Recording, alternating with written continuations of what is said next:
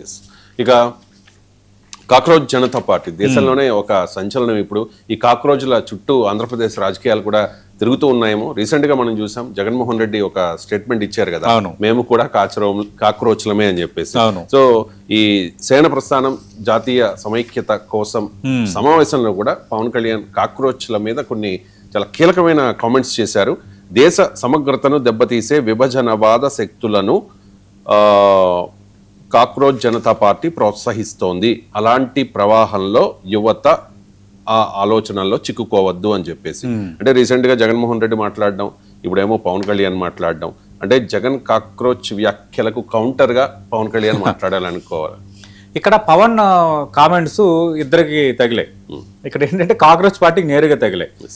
ఏ ఛానల్లో ఏ ఒక్కరు బ్రేక్ చేయలేనట్టుగా అసలు పవన్ కళ్యాణ్ సభ ఉద్దేశాన్ని మన ఇద్దరం ఉన్న షోలోనే మనం బయట పెట్టాం. ఇంటిగ్రిటీ కోసం ఆయన పెట్టింది టార్గెట్ కాక్రోచ్ పార్టీని మనం నిన్ననే చేసాం.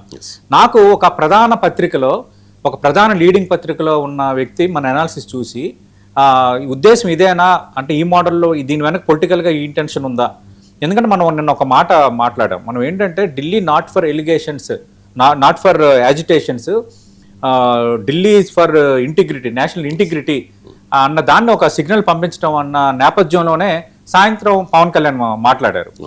ఆయన పెట్టినదే దానికి, అంటే దేశ సమగ్రతను ఈ కాక్రోచ్ అని రకరకాల పార్టీలని ఇవన్నీ కూడా దేశ సమగ్రతను దెబ్బతీస్తున్నాయి. దేశ సమగ్రత ఇంపార్టెంట్, మనం ఇప్పుడు పోరాడాల్సిన అవసరం ఉందని ఇండైరెక్ట్గా ఒక రకంగా కాక్రోచ్ పార్టీకి ఒక టార్గెట్గా ఒక దీనిలోగానే ఆయన మాట్లాడినట్టుగా మనకి కనిపిస్తోంది. ఆయన ఒకటి అన్నారు, ఏమన్నారు?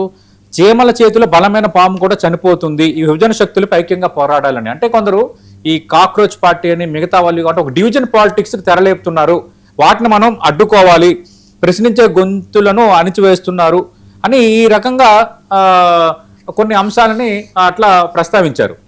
అంటే ఇక్కడ ద్విముఖ వ్యూహం ఉంది. ఇక్కడ ఏంటంటే ద్విముఖ వ్యూహం ఒకటి, బీజేపీ అటు కేంద్రంలో ఎన్డీఏ ఉంది కాబట్టి అక్కడ నేషనల్ ఇంటిగ్రిటీ కోసం మాట్లాడుతూ కాక్రోచ్ పార్టీస్కి ఒక కౌంటర్గా అందరూ ఏకం అవ్వాలని ఒక పిలుపు ఉంది. ఎందుకంటే పవన్ కళ్యాణ్ కేవలం మనం ఆంధ్రప్రదేశ్కు పరిమితమైన రాజకీయ నాయకుడిగా చూడలేం. తెలంగాణలో ఆయనకు ఉండాల్సిన స్టేక్ ఆయనకు ఉంది. గతంలో ఎన్నికల్లో పోటీ చేశారు, మొన్న కూడా ఆయన చేసిన స్టేట్మెంట్స్ చూసాం. అలాగే దేశవ్యాప్తంగా ఆయనకు ఒక గుర్తింపు ఉంది.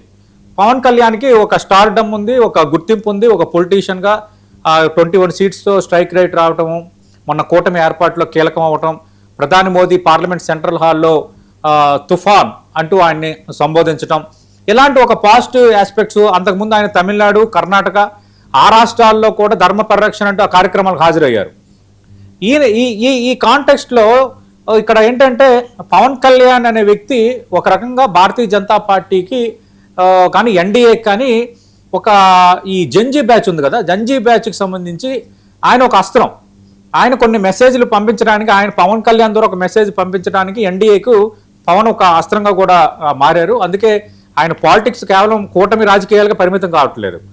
భారతీయ జనతా పార్టీ ఎజెండా ఏదైతే ఉందంటే వాళ్ళు నమ్మిన సైద్ధాంతిక భావనకు తగ్గట్టుగా, అలాగే ప్రభుత్వ పరంగా ఎన్డీఏ పైన ఎవరైతే పోరాటం చేస్తున్నారు, ఇప్పుడు కాక్రోచ్ పార్టీ ఒక పెద్ద ఎత్తున పోరాటం తీసుకుంది ఎన్డీఏ గవర్నమెంట్ పైన, ఇలాంటి వాటికి పవన్ కళ్యాణ్ చేత కౌంటర్ ఇప్పించడం, పవన్ కళ్యాణ్ చేత ఒక కౌంటర్ పాలిటిక్స్ చేయించడం అనేది ఇక్కడ కనిపిస్తోంది. రెండోది, పవన్ కళ్యాణ్ జనసేన పార్టీ పెట్టినప్పటి నుంచి కూడా ఆయన నేషనల్ ఇంటిగ్రిటీ అనేది ఒక మోటోగా తీసుకున్నారు.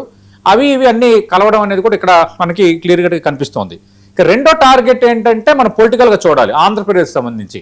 ఎందుకంటే ఈ మధ్యకాలంలో మాజీ ముఖ్యమంత్రి జగన్మోహన్ రెడ్డి మీడియా సమావేశంలో ఆయన ఒకటి అన్నారు, ఏమన్నారు? ఏపీలో తామే కాక్రోచ్లం అని జగన్మోహన్ రెడ్డి ఒక కామెంట్ చేశారు.